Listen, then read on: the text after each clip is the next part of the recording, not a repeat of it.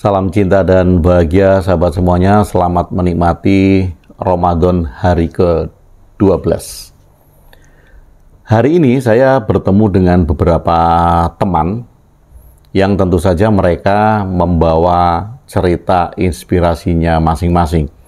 Dan kalau kemudian saya rangkum panjang, tetapi pasti akan saya bagikan inspirasi yang saya dapatkan dari teman-teman saya, karena setiap saya ketemu dengan seseorang teman, pasti saya mengambil pelajaran-pelajaran yang bisa saya jadikan cermin bagi diri saya sendiri, entah itu untuk mengubah sesuatu yang belum saya lakukan, kemudian saya lakukan, atau cara pandang baru, atau inspirasi baru. Tetapi ada yang menarik, bukan tentang pertemuan saya dengan beberapa teman dalam sehari ini, tetapi tentang menjawab pertanyaan di TikTok. Nah, TikTok ini menarik bagi saya ya, masih menarik karena saya masih baru di TikTok dan video-video yang saya buat itu masih observasi.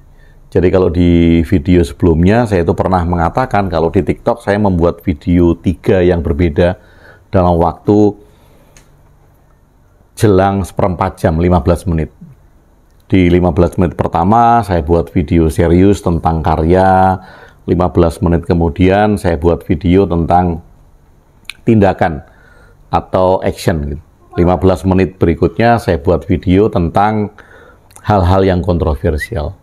Nah, yang paling banyak respon dan dilihat itu adalah video-video yang kontroversial. Video karya, video tindakan, itu malah jarang sekali dilihat. Nah, ini kan menarik. Mengapa orang banyak yang suka tentang hal-hal yang kontroversial? Nah, tetapi hari ini tadi ada yang bertanya tentang jailangkung.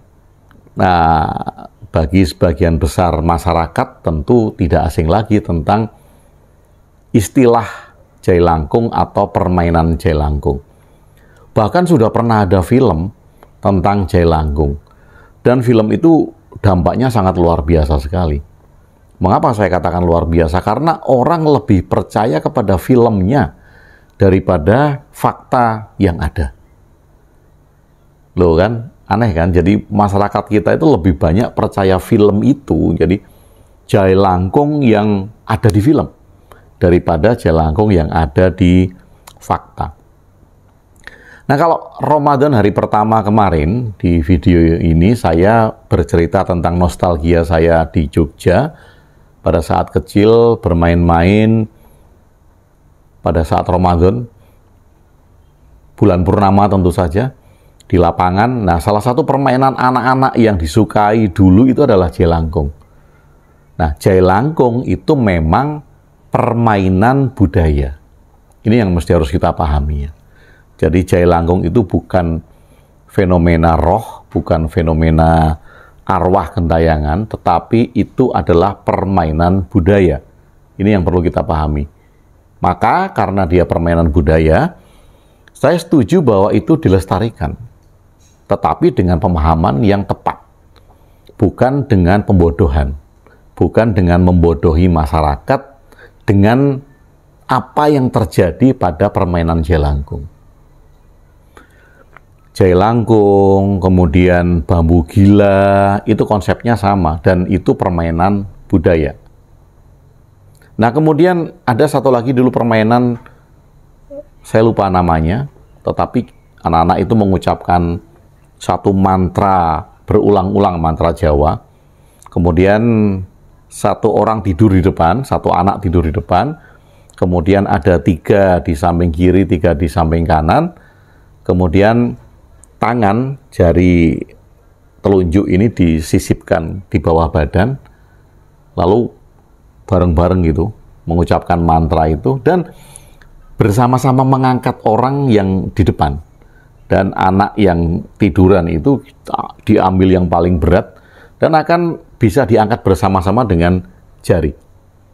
Nah, ini permainan budaya. Walaupun tentu saja ini adalah permainan yang bisa dijelaskan secara logis. Saya tidak bilang secara ilmiah ya, karena kalau bilang penjelasan secara ilmiah, harus ada bukti data ilmiah, harus ada jurnal ilmiah. Nah, saya tidak tahu apakah sudah ada yang meneliti itu dari sisi ilmiah atau tidak, tetapi saya mengatakan bisa dijelaskan secara logis. Nah, kembali ke Jailangkung. Dulu waktu anak-anak, kita sering sekali memainkan Jailangkung dan tidak takut dengan itu.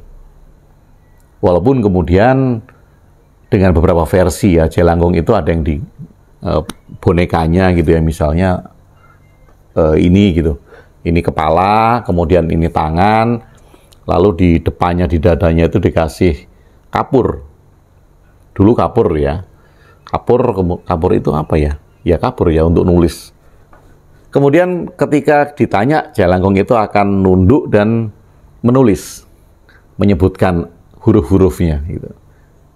Ada juga versinya yang kemudian di depannya itu sudah diberikan angka A sampai Z. Jadi entah berbentuk lingkaran, bisa kemudian kotak A sampai Z, dan si Jailangkung ini dengan stick yang ditaruh di depan atau kayu, dia akan nunjuk huruf A, huruf G, huruf U, huruf N, huruf G, jadi terbaca agung gitu. Nah, ada beberapa versi tentang itu. Nah, yang bertanya tadi adalah mempertanyakan apakah Jailangkung itu digerakkan oleh jin, oleh setan, atau oleh roh jahat. Itu pertanyaannya. Karena dia bercerita bahwa dulu waktu kecil saya melihat bahwa orang yang memainkan Jailangkung ini bendanya bisa bergerak sendiri. Oke, ini saya cut di sini, ini bagian penting juga. Saya melihat dulu waktu kecil permainan Jailangkung bahwa benda mati, kan boneka kayu itu, benda mati bisa bergerak sendiri. Nah, ini menjadi bagian yang sering banget dilakukan oleh masyarakat. Apa itu? Menceritakan sesuatu secara hiperbola. Dia melihat sedikit, kita melihat sedikit, dan kita tidak tahu banyak. Tetapi kemudian kita bercerita banyak. Seperti tadi ya, Jailangkung tadi. Karena dia tidak melihat detail, maka dia bercerita bahwa bendanya bisa bergerak sendiri. Nah, ini cerita ini terjadi dimanapun juga dengan fenomena-fenomena yang sama.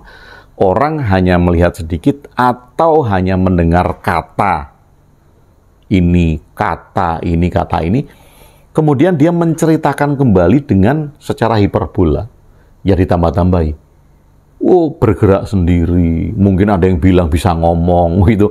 Kan kepalanya dari tempurung kelapa kan. Wow, mungkin ada yang cerita, oh bisa ngomong, terdengar suara, terdengar tangisan, terdengar teriakan. Nah, ini adalah cerita-cerita yang hiperbola dari fenomena yang disebut Jailangkung.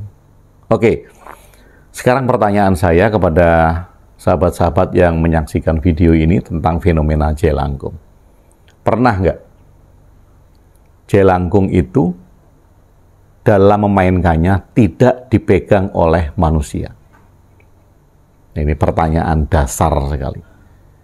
Pernah nggak tidak dipegang oleh manusia, alias si boneka Jailangkung itu diletakkan di tengah, entah mau baca mantra atau apa, tetapi tidak dipegang dengan tali, tidak dipegang dengan selendang, tidak dipegang dengan katalis apapun juga.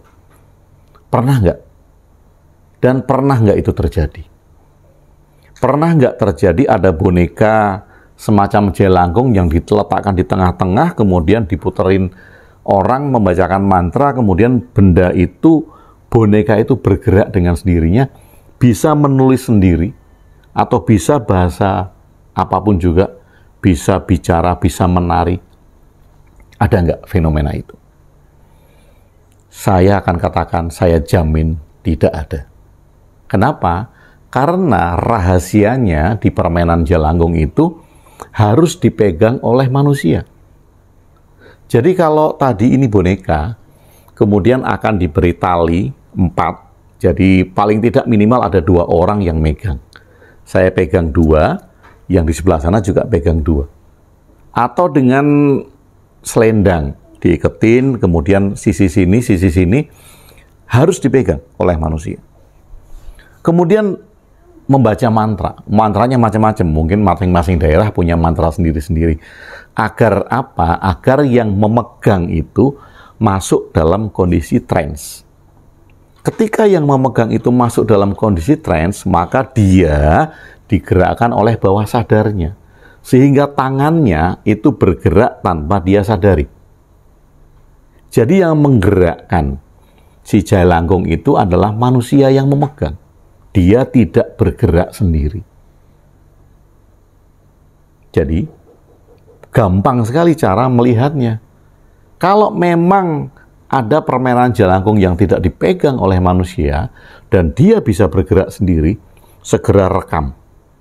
Pasti akan masuk rekor muri, akan masuk rekor dunia. Rekor, wah Anda akan dapat hadiah bertriliun-triliun. Ketika Anda punya video original, benda bisa bergerak sendiri yang Anda katakan itu dimasukin roh. Bisa menulis, bisa memberikan sesuatu, bahkan mungkin bisa bicara, bisa menari. Wah, itu adalah prestasi dunia, kalau ada. Tetapi sekali lagi saya jamin tidak ada. Kenapa? Karena itu permainan budaya. Sekali lagi yang menggerakkan adalah manusia yang memegang. Nah, itu sama dengan konsep bambu gila. Ketika ada bambu panjang dipegang orang banyak, otomatis orang-orang yang memegang itu akan merasa bahwa bambunya bergerak. Kenapa? Karena orang yang berjejer ini masing-masing ingin mempertahankan posisinya dengan sejajar. Kalau saya ingin maju sedikit, maka akan menggerakkan bambu. Yang sebelah sana pengen mundur, yang sebelah tengah pengen maju, akhirnya itu akan muter-muter. Mereka akan merasakan bahwa yang bergerak itu bambunya, yang ada rohnya itu bambunya. Nggak ada sama sekali, tidak ada roh apapun yang masuk ke dalam benda. Semua digerakkan oleh manusia yang memegang. Nah, itu adalah prinsip dari cara kerja alam bawah sadar manusia ketika kita tidak menyadari bahwa kita memberikan bahasa atau bicara atau simbol melalui sesuatu yang memang tidak sengaja kita lakukan. Nah, prinsip ini juga dilakukan atau digunakan dalam grafologi. Ketika kita menulis, kita tidak sadar, misalnya titik, kita nulis I. Titiknya itu jauh dari batang atau dekat dari batang. Nah, kan kita nggak sadar, itu adalah bawah sadar. Kemudian tulisan kita miring ke kiri atau miring ke kanan. Itu bawah sadar, karena kita nggak sadar. Atau kemudian pada saat kita membuat huruf-huruf seperti G, Y gitu, lengkungannya ini lengkungan tajam, lingkarannya besar atau lingkarannya kecil, itu kan nggak ada yang nyuruh. Nah, itu adalah bawah sadar. Nah, simbol-simbol yang dilakukan oleh bawah sadar tadi yang bisa dibaca kecenderungannya. Saya katakan bahwa itu bukan ilmu pasti, bisa dibaca kecenderungannya. Nah, itu adalah fenomena jailangkung. Jadi, karena tadi ada yang tanya di TikTok, maka saya ceritakan untuk inspirasi hari ini, agar kita menjadi cerdas dan tidak membodohi masyarakat dengan fenomena yang ada. Dan kita juga tidak turut menyebarkan kabar-kabar hoax tentang jailangkung. Karena itu permainan budaya, sekali lagi mari kita lestarikan. Saya sangat setuju bahwa kita tidak memusnahkan mainan itu, tidak menganggap itu syirik, tidak menganggap itu bertentangan dengan agama. Anggap itu adalah permainan budaya, karena kita diajarin dulu sama nenek-nenek moyang kita, dan ada hal-hal yang bisa kita petik dari itu. Maka mari kita lestarikan permainan budaya itu dengan semangat tidak membodohi masyarakat. Dan juga tidak memanipulasi masyarakat yang tidak tahu dengan fenomena permainan itu. Jadi sekali lagi bagi Anda yang masih menganggap bahwa jailangkung itu ada peran roh, ada peran jin, ada peran arwah, maka Anda adalah manusia purba, di mana saat ini selayaknya kita tidak berpikir seperti itu. Mari kita maju sebagai masyarakat Indonesia yang cerdas. Mari kita maju untuk memajukan literasi bangsa kita yang memang di titik nadir terendah. kita tidak suka baca, kita tidak suka belajar, dan kita suka sekali dengan hal-hal yang kontroversial, bersifat hoax, yang kemudian kita ceritakan kembali dengan cara hiperbola, yang akhirnya cerita itu bergulir di masyarakat menjadi nggak karu-karuan.